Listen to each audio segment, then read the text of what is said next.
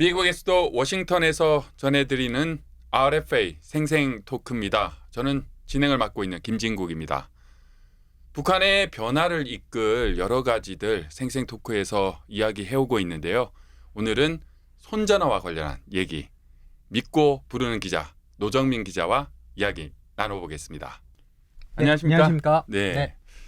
자, 북한의 손전화 즉 휴대전화 사용 인구가 네. 뭐 600만 명이다라는 얘기도 있어요. 네. 그래서 북한에서는 이제는 손전화가 굉장히 일상적으로 사용되는 생활 필수품이다라고 할 수 있는데 네. 노정민 기자가 이번에 현장에 직접 가서 네. 실층 취재를 했죠.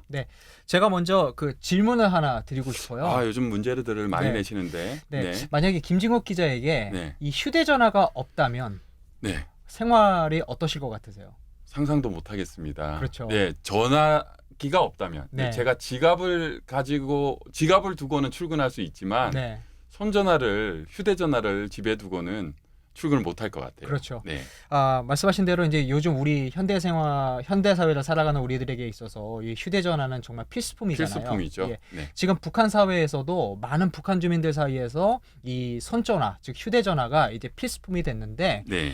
과연 지금 북한 사회에서 이 손전화가 얼마나 많이 사용하고 있느냐, 또 이 손전화가 북한 사회에 어떤 영향을 끼치고 있느냐 직접 궁금해서 좀 찾아가서 취재를 좀 해봤는데 어디 갔었습니까? 네, 일본 오사카하고 음. 이제 중국 단둥도 갔었고요, 또 서울도 가서 많은 사람들을 좀 만났습니다. 네. 그래서 중국에서는 실제로 북한 주민과 영상 통화도 좀 해보고요. 네. 일본에서는 또 북한에 있는 분과 직접 문자 메시지로 좀 정보도 좀 주고받고요. 뭐 다각도로 좀 취재를 해봤습니다. 네.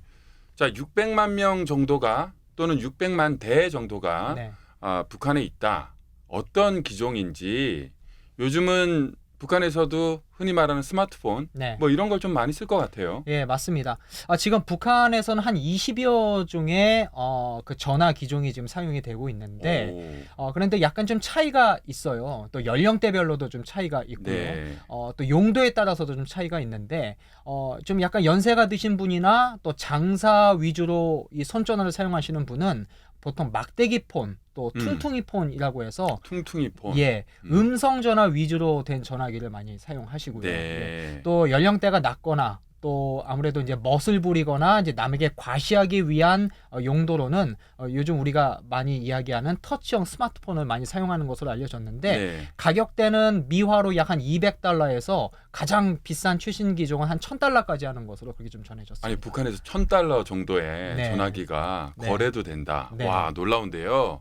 터치폰, 뭐 스마트폰, 뭐 여러 가지 이름이 있지만 네. 이 같은 전화기에 북한 내부에서는 어떻게 사용되는지도 궁금한데요. 네. 아무래도 뭐 먹고 사는데 가장 많이 사용할 것 같기도 하고 네. 실태가 어떻습니까? 주로 이제 우리가 이 현대 사회에서 이 스마트폰을 사용하는 데 있어서는 인터넷으로 정보도 좀 검색하고 또 사람들에게 전화 연락도 하고 문자도 하고 그러지 않습니까? 그렇습니다. 이제 북한 주민들은 이 휴대전화를 거의 음성 통화 위주로만 사용하고 있었어요.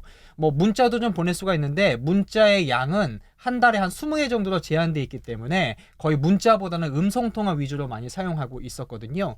근데 그 음성 통화를 어느 부분에 많이 사용하느냐? 역시 이제 경제 활동 그리고 이제 연락 수단이었습니다. 네. 특히 요즘에 장사하는데 휴대전화를 많이 사용하는데 예전에는 그 현장에 직접 가서 물건값, 뭐 물건 수량 이런 걸 많이 알아봤다면 지금은 앉은 자리에서 전화 한 통만으로 네. 가격을 알아보고 네. 수량을 알아보고 또 서비스차 운전사에게 전화를 해서 어디까지 배달을 해달라라고 하면 그 물건을 이제 배달까지 해주는 이제 휴대전화가 사용됨으로써 이제 앉은 자리에서 경제 활동이 가능해지는 그런 이제 단계까지 왔습니다. 네, 그야말로 이 장마당에서는 전화기가 없으면 네. 거래가 되기도 어려운 네. 그런 상황인 것 같은데 저 같은 경우에는 전화기 사실 사진도 꽤 많이 찍거든요. 네. 동영상을 많이 보기도 하고 네. 북한에서도 사진이나 동영상을 뭐 전화기끼리 이렇게 전송도 할 수 있는지도 궁금해요. 예, 저도 좀 궁금해서 좀 물어봤는데요. 네. 일단 휴대전화, 이 손전화기로 동영상이나 사진은 찍는 것이 가능합니다.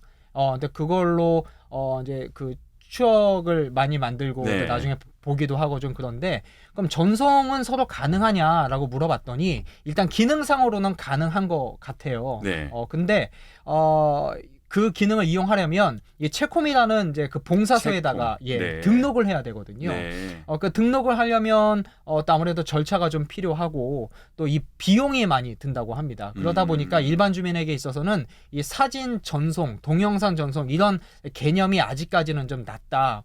이걸 좀 확인할 수가 있었습니다. 네, 그냥 내 사진 내가 찍고 그냥 보관하는 네, 정도. 본다. 예, 그리고 그 함께 정도입니다. 이렇게 보는 네네. 그런 정도 수준인 것 같은데요. 네. 자, 손전화, 북한의 휴대전화 얘기 지금 계속 나누고 있는데 네. 뭐 아무래도 전화기 때문에 전화를 거는 게 주 목적일 수 있잖아요. 네. 우리 전화기에 전화번호가 몇 개나 있느냐를 보면 이 사람이 얼마나 많은 사람을 알고 있고 이것도 나오는데 네. 북한 주민들 전화기에는 평균적으로 어느 정도 전화번호가 저장돼 있을지도 궁금해요. 네, 상당히 좀 재미있는 질문을 해주셨는데 저도 궁금해서 제 전화기에 몇 명이 저장돼 있는가 확인해 봤더니 네. 한 150명에서 160명 정도 있더라고요. 네. 많은 건지 적은 건지는 모르겠지만 네. 북한 주민에게 제가 직접 물어봤어요. 네. 보통 몇 명 정도의 연락처가 휴대전화에 있느냐. 그랬더니 약 한 100명 정도는 있다. 네. 이제 이렇게 이야기를 하더라고요. 노정민 기자와 별로 차이가 없는 것 같은데. 그런 것 같습니다. 네. 그리고 저희가 그 한국에 정착한 탈북자 가운데 북한에서 휴대전화를 사용해 본 탈북자 126명을 대상으로 설문조사를 했거든요. 네. 북한에서 휴대전화 사용했을 때 몇 명의 연락처가 있었느냐라고 물어보니까 50명 이하를 갖고 있었다라는 응답이 한 74명으로 가장 많았습니다. 그런데 100명 이상, 뭐 많게는 150명까지 있었다라고 응답한 사람들도 적지 않았는데 연령층이 낮을수록 그 연락처가 훨씬 더 많았고요. 많았다. 예. 네. 그리고 아무래도 이제 장사 위주로 이 휴대전화를 사용하다 보니까 이제 장사에 필요한 사람들 그리고 이제 가족들, 지인들 아무튼 이렇게 좀 한정돼 있는 것 같았습니다. 네. 다시 한번 그 전화 사용에 대해서도 생각하게 되는데요.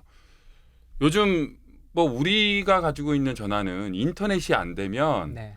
이거 깡통이다라고 할 만큼 네. 전화를 거는 것도 거는 것이지만 이 인터넷을 의존해서 정보도 취득하고 네. 또 사진도 전송하고 네. 이런 것이 일반적인데 네. 북한에서는 사실 인터넷 안 되지 않습니까? 네, 맞습니다. 그럼 뭐 휴대전화 별로 사용하는 게 굉장히 제한적이지 않을까라는 그런 궁금증도 드는데 예, 어떻습니까? 맞습니다. 사실 그 북한에서의 휴대전화 사용은 굉장히 좀 제한적이고요. 굉장히 기본적인 기능만 사용할 수 있다라는 걸 저희가 알 수가 있었는데 가장 이제 기본적인 거는 이제 연락 수단인 거죠. 네. 그리고 이제 인터넷은 되지 않으니까 대신에 그 전화기 안에 있는 이제 기능을 좀 사용할 수가 있는데 뭐 예를 들어서 백과사전 기능이라든가 뭐 게임 기능이라든가 뭐 이런 거에 대해서는 충분히 활용하고 있다라고 느낄 수가 있었고요. 한 가지 좀 재미있는 것은 이 전화기로 송금이 가능하다라는 건데 뭐 가장 이제 기본적인 것은 돈을 보내고 난 뒤에 전화해서 어디 가서 받아라. 뭐 이런 네. 거는 이제 기본적인 거고 네. 한 달에 이제 사용료가 있지 않습니까? 네네. 그러니까 제가 만약에 제 전화기에다가 북한 돈 10,000원을 여기에 충전을 했습니다. 네. 그럼 그걸 제가 김진국 기자에게 10,000원을 송금을 할 수가 있는 거예요. 전산으로 전송을 할 수가 있는 거죠. 네. 그다음에 이제 김진국 기자가 그 전화기를 가지고 대리점에 가서 그 충전된 비용만큼 현금으로 빼낼 수가 있다는 거죠. 그러니까 이게 송금이 이루어지는 과정이다 이게 볼 수가 있는 거고요. 네. 뭐 이제 그밖에 이제 전화기를 가지고 뭐 사진도 찍고 뭐 동영상도 찍고 이제 이런 1차원적인 이제 기능은 충분히 사용할 수가 있는데 한 전문가는 이런 이야기 하더라고요. 이게 사실 스마트폰이라는 게 휴대전화라는 게 서로를 연결해주고 세상과 연결해주는 그런 역할을 해야 되는데 북한 휴대전화는 아직 그 정도까지는 이르지 못했기 때문에 아직 제한적이다. 하지만 개인이 언제 어디서든 연락할 수 있는 통신 수단을 갖게 됐다라는 거는 상당히 큰 변화다 이렇게 네. 분석을 했습니다. 자, 상당히 큰 변화다라는 말을 받아서 네. 내가 다음 질문을 해야 되겠는데요. 제가 처음 모두 발언처럼 북한의 변화를 이끌 만한 아주 중요한 계기가 될 수 있다. 손전화가. 네. 정보, 외부 정보가 내부로 유입되고 또 네. 안에 있는 정보가 바깥으로 나갈 수 있는 주요 수단이 되기 때문이다라는 건데요. 네. 그런 기대도 크죠. 예, 그렇습니다. 네. 일단 첫 번째로 북한 내부에서의 정보의 격차가 많이 줄어들었다는 거죠. 제가 양강도에 있고 김종국 기자 평양에 있는데 제가 양강도에서 평양에 전화 한 통화하면 그쪽에 있는 정보를 제가 바로 그날 알 수가 있다는 거고요. 또 하나는 북한 손전화와 중국 손전화가 서로 만났을 때의 그 정보의 전달 파급력은 더 커진다는 네. 겁니다. 예. 물론 중국 손전화와 북한 손전화는 다르죠. 그런데 제가 만약에 북한 손전화가 있고 중국 손전화 두 개를 가지고 있다면 제가 북한 손전화기로 다른 곳의 지역 정보를 제가 취득을 하고 또 중국 손전화기를 이용해서 북한 바깥에 있는 중국에 있는 사람과 중국 손전화기로 통화를 할 수 있다면 북한 안에 있는 정보가 손전화기를 통해서 북한 바깥으로 전달이 될 수 있다라는 거거든요. 그러니까 그만큼 정보 전달에 있어서의 상당히 매개체로서 상당히 큰 역할을 할 수 있다 이렇게 볼 수가 있고 앞으로도 그 정보 전달 확산에 대한 잠재력이 크다 이렇게 볼 수가 있습니다. 네, 한번 뭐 그런 얘기도 들었어요. 중국 전화를 가지고 있는 사람이 있다면 네. 이것이 이제 북한 내부의 전화고 네. 그래서 이 전화기 그냥 두 개 만나서 얘기를 하다 보면 네. 전혀 다른 지역에서 통화를 해와도 결국 국제 전화를 걸 수 있는 맞습니다. 이런 예. 역할도 네. 할 수 있다라고 들었습니다. 네. 자, 지금 사실은 마지막 질문 이제 정리를 해야 되겠는데요. 네. 북한 당국으로서는 주민들이 너무 많은 정보를 취득한다든지 네. 뭐 외부 세계가 어떻게 지금 진행되고 있다든지 또는 북한 전역에 무슨 장마당의 가격을 어디는 얼마 이렇게 정확하게 안다는 게 네. 당국은 별로 달가워하지 않을 수도 있을 것 같아요. 네. 정보를 좀 통제하는 것이 지금까지 관례 아니었습니까? 네, 네. 그래서 손전화에 이렇게 크게 확산되는 것 당국으로서는 어쩌면 좀 달가워하지 않을 수도 있는데 그럼에도 네. 불구하고 굉장히 휴대전화 보급을 앞장서고 있어요. 네. 이유는 뭡니까? 이렇게 생각해 보면 될 것 같아요. 아무래도 북한 당국으로서도 이 휴대전화 사업을 함으로써 뭔가 이익이 있지 않을까. 그렇기 때문에 더 장려하지 않을까 이렇게 생각해 볼 수가 있는데 일단 시장을 한번 예를 들어 보자고요. 사실 시장 하면은 시장 경제, 자본주의 뭐 그런 색채가 짙기 때문에 북한 당국으로서도 경계할 수밖에 없는데 지금 시장을 적극적으로 장려하는 이유는 시장을 통해서 국가가 해주지 못하는 어떤 경제의 어떤 기능을 대신해주고 또 시장의 장세를 통해서 북한 당국도 수익을 얻잖아요. 그래서 이제 장려하는 부분이 좀 없지 않은데 휴대전화도 마찬가지입니다. 휴대전화 기계를 팔고 또 매달 북한 주민으로부터 사용료를 받고 네. 여기서 거둬들이는 북한 당국의 수입이 적지 않다라는 거거든요. 그리고 또 하나는 이제 북한 당국이 어떻게 보면 이제 정보를 상당히 이렇게 차단해 왔는데 이렇게 차단한다고 해서 북한 주민이 그것을 이제는 우회해서 얼마든지 정보를 접할 수가 있거든요.